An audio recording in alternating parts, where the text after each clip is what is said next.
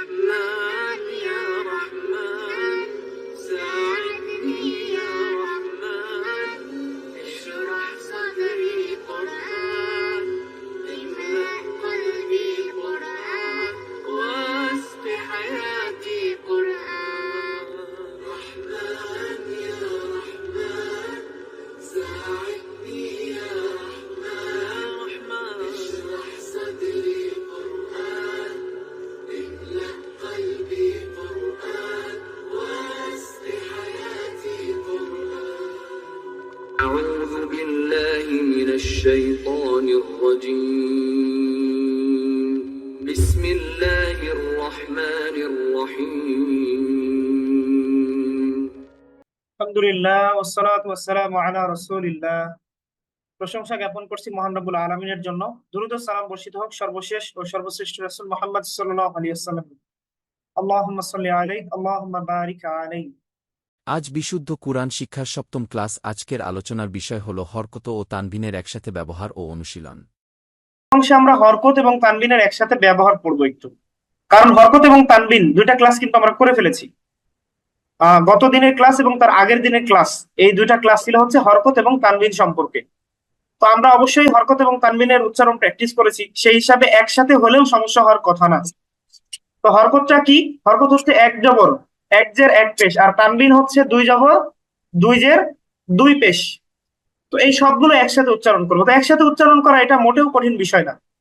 আমি আসলে একসাথে উচ্চারণ করা বলতে কখনো এটা হিসাবই করব না যে এখানে পাঁচটা বর্ণ আছে, পাঁচটা বর্ণের এক একটা বর্ণের উপর এক একটায় কোনোটায় জবর লেখা আছে, কোনোটায় দুই জবর লেখা আছে, কোনোটায় দুই পেশ লেখা আছে, এভাবে আমি হিসাবই করব না।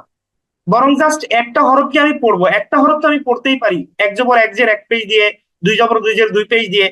তো এইভাবে একটা হরফ পড়ার পর তারপরে আরেকটা হরফ নিয়ে চিন্তা করবো। এখানে যে একটা শব্দের মধ্যে পাঁচটা বর্ণ আছে এটা আমার ভাবারই প্রশ্ন আসে না, ভাবারই দরকার নেই। এই জন্য আসলে আমরা যদি কঠিন মনে করি তাহলে কঠিন। যেমন এখানে আমি তিনটা হরফ লিখেছি, তো আপনি মনে করেন যে পরের দুইটা হরফ নাই, শুধু প্রথমে আপনি এই মাথাটুকু দেখে আপনি বুঝতে পারছেন যে এটা হচ্ছে হা, হরফটা হচ্ছে হা, এবং হা এর উপর আছে হচ্ছে জবর। সুতরাং হা জবর হা, আমি এতটুকু পারলে আলহামদুলিল্লাহ। পরে আপনি দেখেন হা জবর হা, এটুকু যদি আপনি পড়তে পারেন, তারপরে আপনি চেষ্টা করেন যে আমি একটা বর্ণ যেহেতু পড়তে পেরেছি তাহলে তার পরের বর্ণটাও ইনশাল্লাহ পড়তে পারবো। তো এরপরে তাহলে কি লেখা আছে? পরের বর্ণ হচ্ছে শিন, শিন জবর শা, তাহলে হা শা, হা জবর হা শিন জবর শা, হা শা।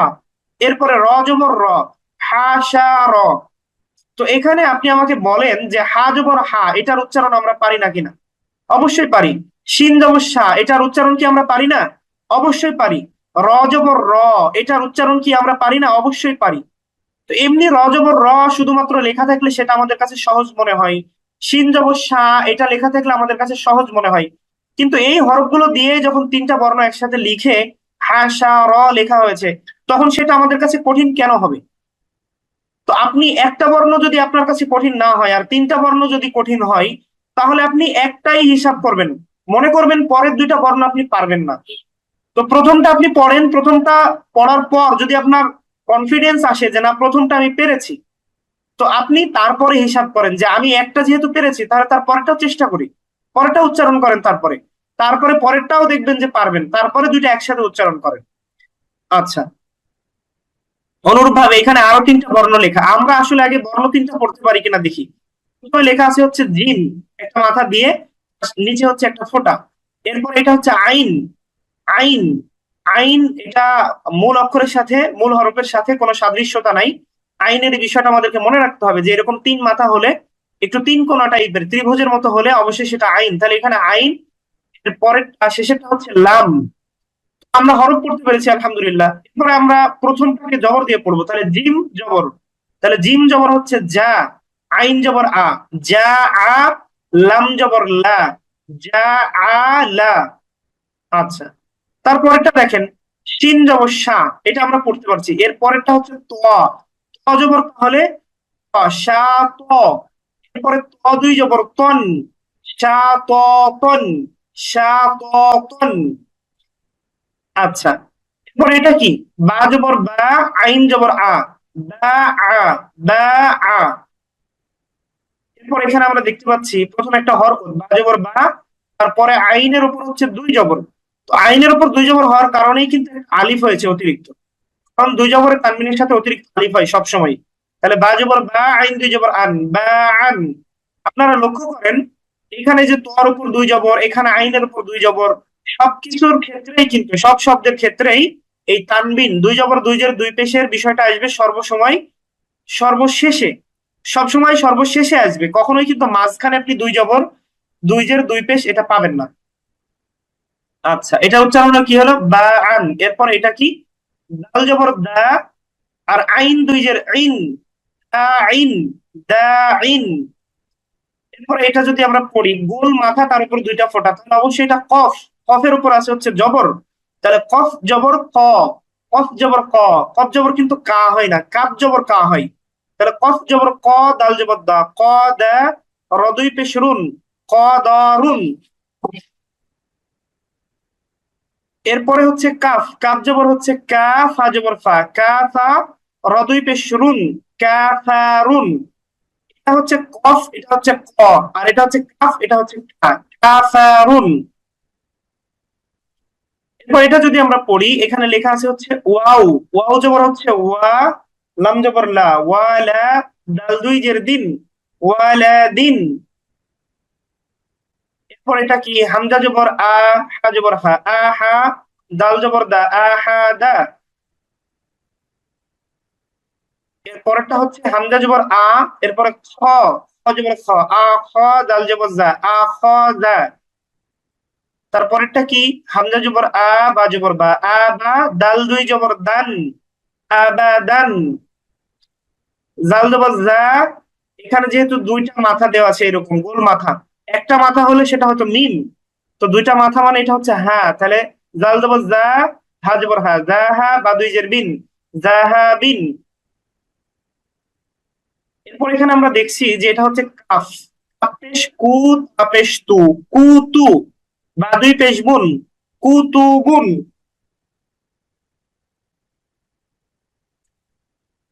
এর পরেরটা হচ্ছে সদ পেশ সু, হা পেশ হু, সুহু, ফা দুই জবর ফান, সুহুফান।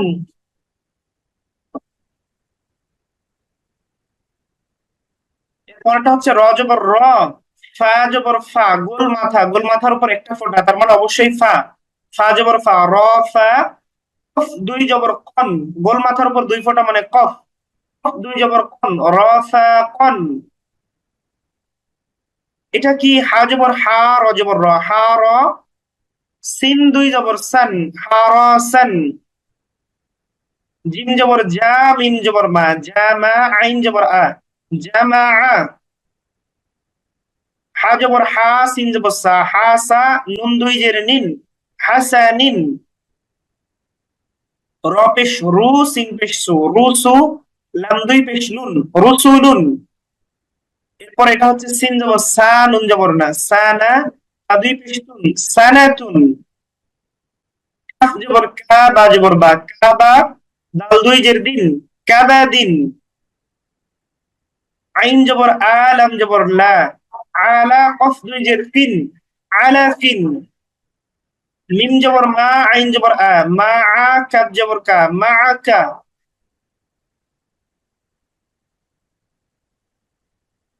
এরপর এখানে আমরা দেখছি চারটা হরফ আছে এই জায়গায়। প্রথমটা হচ্ছে গইন, উপরে একটা ফোঁটা আছে আমরা দেখতে পাচ্ছি, তাহলে গইন জবর গ, বা জবর বা, গ বা। এটা হচ্ছে র, গ বা, র জবর র, গ বা র। তারপরে গোল হায়ের উপর যদি দুইটা ফোঁটা থাকে তাহলে সেটা গোল তা হয়, সুতরাং এটা হচ্ছে তা, তা দুই পেশ তুন, গদারতুন। এর পরেরটা হচ্ছে কফ জবর ক, তা জবর তা, ক তা, র জবর র, ক তা র, তা দুই পেশ তুন, কতারতুন। খেয়াল করেন হরকতের উচ্চারণ এবং তানবীরের উচ্চারণ কোথাও কিন্তু কোনো টান নাই, সেই জন্য আমরা কিন্তু কোনো জায়গায় টান দিচ্ছি না, এটাকে এভাবে উচ্চারণ করছি না যে ক তা রতুন, এরকম না, সবগুলো একেবারে তাড়াতাড়ি উচ্চারণ, কতা রতুন। আচ্ছা, এরপর এটা হচ্ছে আইন জবর আ, লাম জবর লা, আলা, কফ জবর ক, আলা ক। তা দুই পেশ তুন, আলাকাতুন, জিম জবর যা, হা জবর হা, জাহা, র দুই যে রিন, জাহারিন। এরপর এটা হচ্ছে হামজা জবর আ, হা জবর হা, আহা, দাল দুই পেশ দুন, আহাদুন। সদ একটা মাথা দিয়ে লেখা, সুতরাং এটা হচ্ছে সদ, সদ জবর স। তারপর নিচে একটা গোল মাথা, তাহলে এটা হচ্ছে মিম, মিম জবর মা, সমা, দাল দুই পেশ দুন, সমাদুন। এরপরে বাজের বি, এক এক মাথা দিয়ে তার নিচে এক ফোঁটা, তাহলে বাজের বি। এরপর উপরে তিন ফোঁটা এক মাথা দিয়ে, তাহলে এটা হচ্ছে সা, সা জবর সা, বি সা, মিম জবর মা, বি সা মা, নুন দুই জের নিন, বি সা মা নিন। তারপর এটা কি বলবো আমরা, ফা জবর ফা, চারটা মাথা দিয়ে, এটা হচ্ছে সদ, সদ জবর স, ফা স, র জবর র, ফা স র, ফা জবর ফা, ফা স র ফা।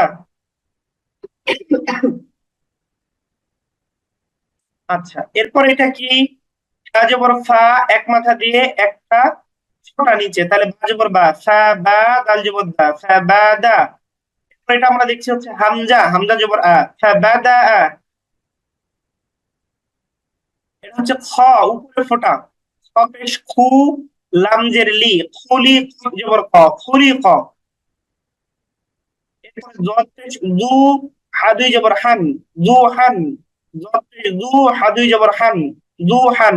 কাফ, কাফ জবর কা, জাল জের জি, কাজি, বা দুই জবর বান, কাজিবান, কাজিবান। এরপর এটা হচ্ছে হামজা জবর আ, বা দুই পেশ বুন, আবুন।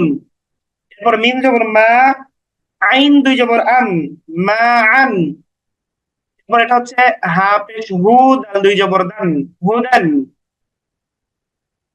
সিন পেশ সু, ওয়াও দুই জবর ওয়ান, সুওয়ান। এরপরটা কি, প্রথমে একটা সোজা দাগ এবং এটা পরবর্তী হরফের সাথে যুক্ত, পরবর্তী হরফের সাথে যুক্ত মানে এটা লাম, তাহলে লাম জবর লা, আইন জের ই, লা ই, বা দুই পেশ বুন, লাইবুন। দাল পেশ দু, বা পেশ বু, দুবু, র দুই জের রিন, দুবুরিন। জিম জবর যা, সিন জবর সা, জাসা, দাল দুই জবর দান, জাসাদান। র জবর র, শিন জবর শা, রশা, দাল দুই জবর দান, রশাদান।